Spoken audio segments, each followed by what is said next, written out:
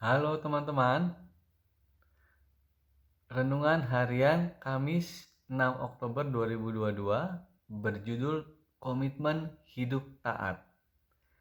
Bacaan Alkitab diambil dari Yeremia pasal 32 ayat 1 sampai 27. Di mana nasnya diambil dari Yeremia pasal 32 ayat 25 yang berbunyi demikian. Namun engkau, ya Tuhan Allah, telah berfirman kepadaku, belilah ladang itu dengan perak dan panggillah saksi-saksi. Padahal kota itu telah diserahkan ke dalam tangan orang-orang Kasdim. Nah, kita di pembacaan ini Alkitabnya dari Perjanjian Lama ya teman-teman ya. Kita belajar dari Perjanjian Lama. Ada pertimbangan ketika kita hendak membeli sebidang tanah. Aspek utama tentu saja tentang lokasi dan lingkungannya, status tanah, dan prospek tanah itu beberapa tahun ke depan. Ketika salah satu pertimbangan itu tidak terpenuhi, biasanya kita urung membelinya. Pertimbangan-pertimbangan seperti ini tentu lumrah dilakukan. Tuhan meminta Yeremia agar membeli tanah di Anatot. Hanya saja tanah itu sedang bermasalah. Yerusalem, kota di mana tanah Anatot berada, sedang berada dalam kekuasaan Babel.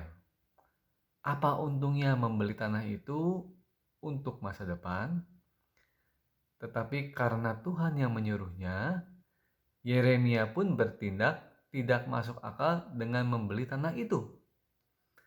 Dengan membeli tanah serta menyimpan surat-surat tanah dalam sebuah bejana tanah, Nabi Yeremia menunjukkan iman bahwa suatu saat Anatot akan bebas dari penguasaan Babel dan tanah itu akan menjadi tanah milik yang bisa diperjualbelikan lagi oleh Yeremia sesuai petunjuk Tuhan.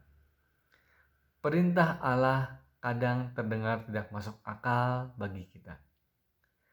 Bahkan Tuhan kerap meminta kita untuk melakukan sesuatu yang bertolak belakang dengan tradisi dunia. Ketika kita mendengar perintah untuk berlaku jujur di tengah lingkungan yang tidak jujur, apakah kita menaatinya? Dunia mungkin saja menganggap komitmen kita untuk hidup bersih dan jujur adalah kebodohan. Dan karenanya, mungkin kita diperlakukan tidak adil. Kehendak Tuhan acap kali bertolak belakang dengan kehendak kita.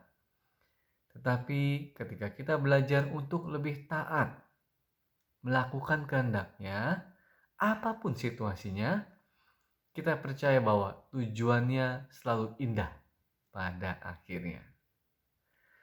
Perintah Tuhan itu kadang bertolak belakang dengan kehendak kita, tetapi saat kita menaatinya, kita akan bahagia karenanya. Semoga renungan hari ini menjadi berkat bagi teman-teman semua yang mau mendengarkan, merenungkannya, dan melakukannya. Tuhan Yesus memberkati teman-teman ya.